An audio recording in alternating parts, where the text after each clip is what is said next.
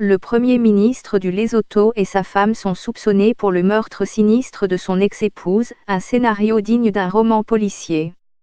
Pinza Fiani tente de percer le mystère depuis la capitale de ce pays d'Afrique australe, Masaru, où les gens vaquent normalement à leurs occupations.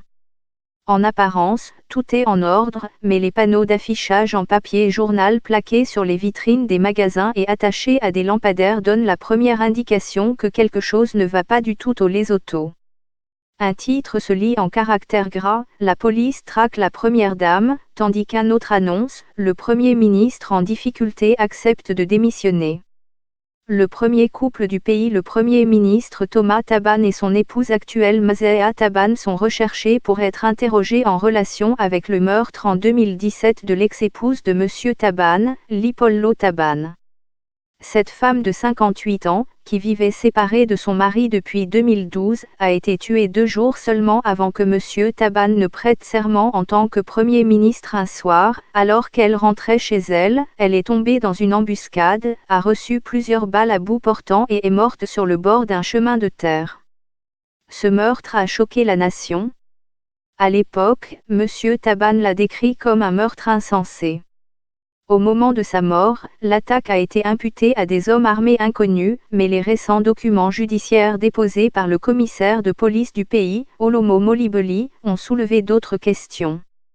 Parmi les documents judiciaires, vus par l'agence de presse AFP, se trouve la copie d'une lettre, datée du 23 décembre 2019, que le chef de la police a écrite au Premier ministre âgé de 80 ans en disant « Les enquêtes révèlent qu'il y a eu une communication téléphonique sur la scène du crime en question avec un autre téléphone portable.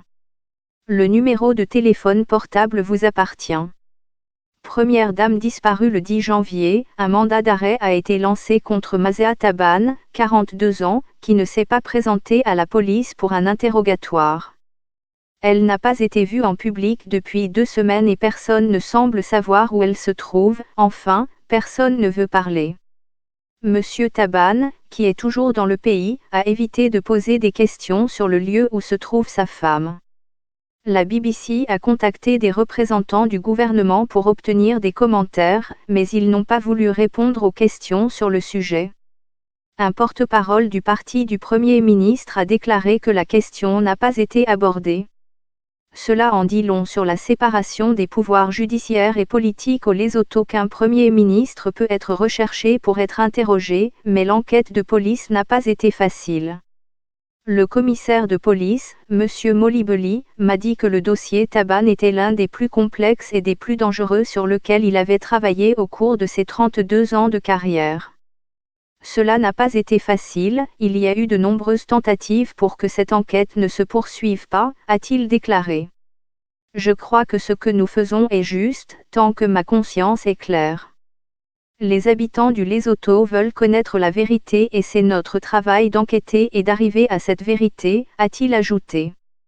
Des gens ont menacé sa vie pour avoir poursuivi l'enquête, dit-il, mais il insiste sur le fait qu'il n'a pas peur. Pas du tout. J'ai des gens qui me soutiennent. Dans le passé, les gens qui m'auraient menacé seraient l'armée mais non, j'ai de bonnes relations avec eux, explique le chef de la police. Bien que la police ne dise pas quelles preuves elle a, M. Molibeli a déclaré que l'affaire était solide. Ceux qui ont connu Lipollo disent qu'elle a évité les feux de la rampe et qu'elle a préféré sa vie tranquille de village à Hector Mazana, à la périphérie de la capitale. Mais les mois précédents sa mort avait été remplie de troubles. La nouvelle de son long divorce avec M. Thabane faisait souvent la une des journaux, tout comme sa demande reconventionnelle de continuer à être reconnue comme la première dame du Lesotho. Après s'être séparé de Lipollo, M. Thabane a vécu avec Mazea comme si elle était sa femme et elle a profité de tous les avantages liés à ce poste. Lipollo, par contre, avait été laissé pour compte. En 2015, après une longue bataille juridique, la Haute Cour a statué en faveur de Lipollo et a ordonné au gouvernement de cesser d'utiliser les fonds publics pour soutenir Mazea. Elle a également décidé qu'elle devait cesser d'exercer toute fonction et tout droit dévolu à la requérante Lipollo en tant que première épouse. Ce fut une perte humiliante pour le Premier ministre. Le jugement signifiait que jusqu'à la finalisation du divorce, Lipollo était toujours légalement reconnue comme son épouse et que son gouvernement était obligé par la loi de prendre soin d'elle. Ce petit pays est relativement pacifique, mais il a la réputation d'assassiner des fonctionnaires de haut rang. Dans le passé, ces meurtres ont été le résultat d'un conflit au sein de la classe militaire ou politique. Monsieur Taban lui-même s'est un jour enfui en Afrique du Sud, soi-disant parce qu'il avait été victime d'un attentat. Madame Lipollo, comme on l'appelait ici, n'était ni une femme politique ni quelqu'un qui avait des ennemis politiques. Pour beaucoup, sa mort a toujours été suspecte. Ce qui lui est arrivé était si étrange même maintenant, le secret qui l'entoure est étrange. Madame Lipollo mérite qu'on lui rende justice, dit-il.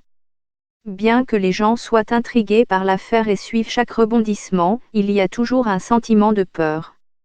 Cela nous dépeint comme quelque chose que nous ne sommes pas. La première dame doit revenir, affirme Mofoka. Son équipe juridique a tenté de faire annuler son mandat d'arrêt. Le tribunal n'a pas encore statué sur la question.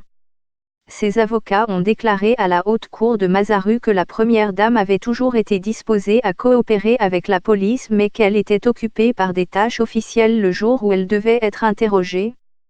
Ils n'ont pas expliqué pourquoi elle semble être partie. Elle n'est pas étrangère à la controverse au cours des 2 dernières années, elle a été accusée à plusieurs reprises d'interférer dans la gestion du gouvernement, ce que les habitants du Lesotho ont qualifié de coup de chambre. Monsieur Taban a nié ces accusations, mais celles-ci ont perdu sa faveur auprès de certains membres du parti. Alors que ses partisans ont remis en question le calendrier de l'enquête, affirmant que leur chef était victime d'une campagne de diffamation, il a été contraint d'accepter de se retirer, sans toutefois dire quand. La convention All Basotho, ABC, est profondément divisée mais depuis que le scandale a éclaté, ses membres ont essayé de présenter un front uni ne serait-ce que pour tenir les partis d'opposition à distance et gagner du temps à Monsieur Taban pour planifier sa prochaine action. Des centaines de personnes, se disant citoyens concernés du Lesotho, ont défilé dans la capitale la semaine dernière, dans le cadre de ce qu'ils promettent être une série de protestations visant à forcer le Premier ministre à partir immédiatement. Si cela signifie qu'il y a de l'instabilité, qu'il en soit ainsi, elle aurait été provoquée par le Premier ministre, a déclaré l'organisatrice de la manifestation, Ramaoana Matlosa.